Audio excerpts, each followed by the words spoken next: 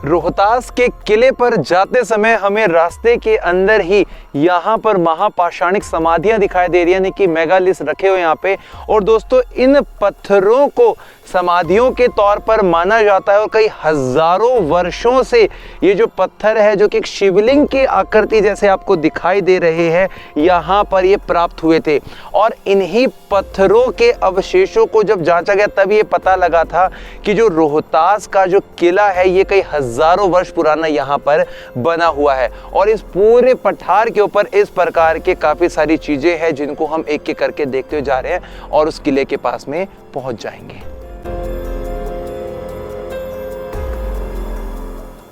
भारत का भ्रमण करने के बाद ही हमें पता लगता है कि हम भारत को अतुल्य भारत क्यों कहते हैं, क्योंकि यहाँ पर आज भी 5000 साल पुराने अवशेष साफ तौर पर दिखाई देते हैं। नमस्कार दोस्तों, मैं हूं विक्रम और आज मैं आपको बिहार के रोहतासगढ़ के किले में लेकर आ गया हूं। और इस किले के नए भाग में आज हम देखने वाले हैं राजा हरिश्चंद्र के समय का ये प्राचीन मंदिर, जो कि त्रेता युग के समय से संबंधित बना हुआ है। तो दोस्तों सबसे पहले हम इस मंदिर की इस पूरी आधारशिला को समझ लेते हैं और यहाँ पर उस समय की जो पहचान है उनको भी अच्छे तरीके से देखने की कोशिश कर लेते हैं। राइट और लेफ्ट की तरफ में जो आपको दो पिलर दिखाई दे रहे हैं, इससे ये पता लगता है कि एक वक्त पहले यहाँ पर तोरण बना रहता होगा और इस मंदिर में प्रवेश करने के लिए जो मंडप, अर्ध मंडप, ये सब चीजें जो होती हैं वो यहाँ पर बनी हुई थी। और दोस्तों सामने की तरफ हमें भगवान शिव के वाहन नंदी बैल दिखाई दे रहे हैं और ये जो नंदी भगवान हैं इनको एक ही पत्थर पर तराश कर बनाया गया है। और आप इनका मुख देखेंगे तो कितना सुंदर मुख देखने को बनता है। साफ तौर पर जो झलक है आज से हजारों वर्ष पुराने समय के आर्किटेक्चर की वो साफ तौर पर दिखाई देती है। सामने की तरफ शिवलिंग का कुछ अंश जो कि इस मंदिर के शिखर के ऊपर रखा गया होगा, जो नीचे का शिखर वाला भाग होता है जहां पर आमलक होता है, वैसा सा कुछ प्रतीत होता दिखाई दे रहा है जो कि इस मंदिर के बाहरी हिस्से में देखने को मिल रहा है। शायद ये शिवलिंग का एक रूप होगा या हो सकता है कोई ये प्रॉपर पिलर होगा जिसका सिर्फ अभी आधा हिस्सा यहाँ पे बचा हुआ है। अब दोस्तों हम इस मंदिर को राजा हरिश्चंद्र के समय से क्यों जोड़ रहे हैं, उसके पीछे की वजह है रोहतासगढ़ का ये किला। क्योंकि सूर्यवंशी त्रिशंकु राजा के पुत्र थे राजा हरिश्चंद्र, जो कि अपने सत्य वचनों के लिए जाने जाते थे। और उन्हीं के बेटे का नाम था रोहित, जिनका नाम रोहिताश्व की वजह से इस स्थान का जो नाम है वो रोहतास पड़ा। और इस चीज का जो जिक्र है वो काफी बड़े पुराने ग्रंथों के अंदर भी साफ तौर पर देखने को मिलता है।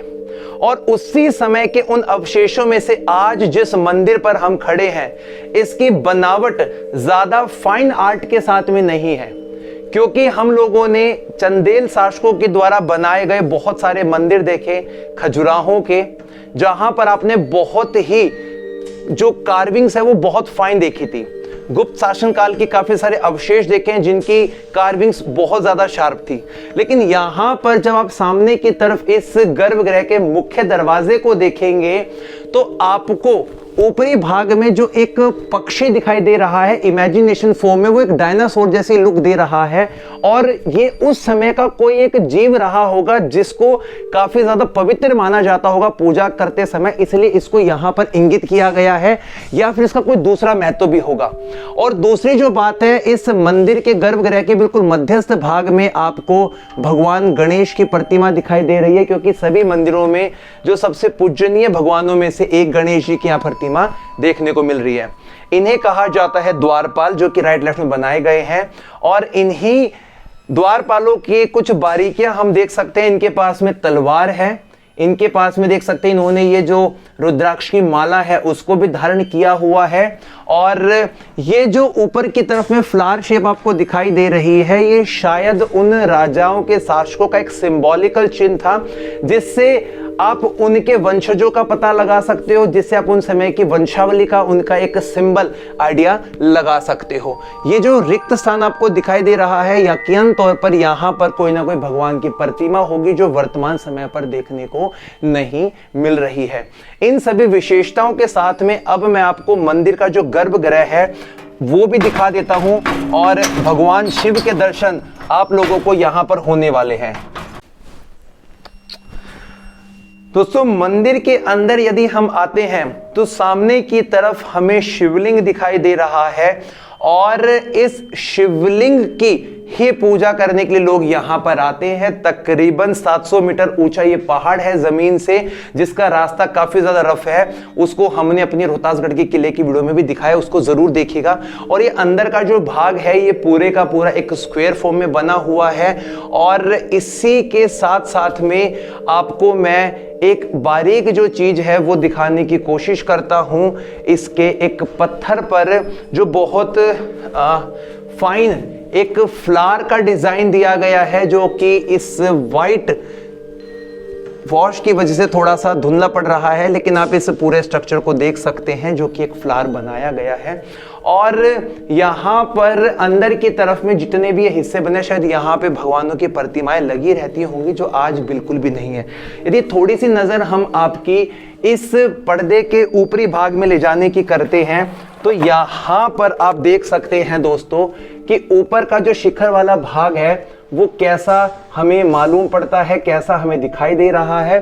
और ये जो आर्ट है ना, ये हमारे भारत के अंदर कई सैकड़ों वर्षों पहले से ही इस्तेमाल में आ रही है। यहाँ वाले हिस्से में भी एक वक्त पहले कोई ना कोई जो स्थान है, कमरा है, बना रहता होगा, जिसका यहाँ पर एक प्रॉपर देखो स्पेस भी बना हुआ है। ये जो आपको होल्स दिखाई दे रहे हैं दोस्तों, ये इंटरलॉकिंग सिस्टम के अंदर काम में आते हैं। और आज से 200 वर्ष पहले एक फ्रांसीसी इतिहासकार और चित्रकार जिनका नाम था बुकानन, उन्होंने सामने की तरफ बैठकर, जो पहाड़ का कुछ अंश दिख रहा है आपको, वहीं पर बैठकर इस मंदिर का एक आर्ट तैयार किया था, जिसके तहत ये पता लगा था कि जो ये मंदिर आज बना हुआ है ये 200 वर्ष पहले भी इतना ही खंडित था, इतना ही टूटा हुआ था। क्योंकि रोहतासगढ़ का जो ये वाला पूरा फोर्ट है, इसका शासनकाल शुरू हो जाता है त्रेता युग के समय से, और उसके बाद से ना जाने कितने सारे शासकों ने, जिनका भी भारत के अलग अलग हिस्सों पे शासन रहा, उन सभी की नज़र यहाँ पर बनी हुई थी। इस वाले स्थान पर 7वीं शताब्दी में एक गौड़ के राजा थे शशांक, उनके साक्षात तौर पर सबूत देखने को मिलते हैं और बताते हैं कि जो कंस्ट्रक्शन हुआ है, इन कंस्ट्रक्शंस में अलग अलग राजाओं के, अलग अलग शासकों की पहचान है, उनकी एक छाप है। और सामने की तरफ आप जो ये इस मंदिर का बाहरी हिस्सा देख रहे हैं, जिसमें पत्थरों को कार्विंग करके बनाया गया है, जो कितने ज़्यादा अच्छे हमें दिखाई दे रहे हैं। और इस तरफ कोई ना कोई प्रमुख भगवान की प्रतिमा होगी, जो आज के वक्त में देखने में नहीं मिल रही है। ऊपर वाले हिस्से में क्राउन की शेप देखने को मिल रही है। और बुकानन ने अपने चित्र के अंदर इस वाले स्थान पर भी एक इमारत दिखाई थी, जो छोटी सी बनी हुई थी। यदि मैं सामने का नज़ारा दिखाता हूँ तो यहाँ से पूरे का पूरा जो पहाड़ है वो आप देख सकते हैं कि नीचे का जो नज़ारा है वो कितना ज़्यादा अद्भुत और शानदार दिखाई दे रहा है। थोड़ा सा हम आगे की तरफ आते हैं और आपको है ना मंदिर के जो टूटे हुए अवशेष हैं, जो शिखर वाला भाग है, वो यहाँ पर भी और नीचे भी काफ़ी जगह देखने को मिल जाने वाला है। अब दोस्तों मैं आपको थोड़ा सा है ना आगे की तरफ लेकर आता हूँ, और ये वो वाला स्थान है जहाँ पर हम शिवलिंग को जल चढ़ाते हैं, तो जो पानी है वो सारा इसी वाले हिस्से से होकर बाहर की तरफ आता है। यहाँ पर भी कोई भगवान की प्रतिमा होगी, जो आज के वक्त में नहीं है। जब आप आगे की तरफ आएंगे तो आपको इस मंदिर के होने की वास्तविकता की जो राज है वो आपको मैं बताता हूँ कि इस मंदिर का जो शिखर वाला भाग है वो किस प्रकार का बनाया गया होगा। जिसके सबूत साक्षात तौर पर यहाँ पर इस पत्थर पर देखने को मिल रहे हैं। दोस्तों यहाँ से देखना शुरू कीजिए, नीचे की तरफ जो शिखर का हिस्सा होता है वो देखने को मिलेगा और इन सभी खंडों को मैं दिखाऊंगा अपनी वीडियो में। यहाँ पर देखो एक घड़ा रखा हुआ है, ऊपर की तरफ एक पुष्प शेप बनाई गई है, यहाँ पर वो आमलक जो होता है और ऊपर का जो शिखर है उसका पूरे का पूरा जो आर्ट है वो यहाँ पर बनाने की कोशिश की गई है। अब हम बताते हैं कि इस मंदिर को चौरासन मंदिर क्यों कहा जाता है। उसके पीछे की जो वजह है वो है यहाँ की 84 सीढ़ियाँ। तो आप जब इन सीढ़ियों को यहाँ से गिनना शुरू करेंगे तो बिल्कुल नीचे की तरफ जब आप जाएंगे तो आपको कतारबद्ध तरीके से बहुत सारी सीढ़ियाँ दिखाई देंगी और ये जो सीढ़ियाँ यहाँ पर बनी हैं, इन्हीं सीढ़ियों की वजह से महादेव के इस मंदिर को चौरासन मंदिर के नाम से जाना गया है।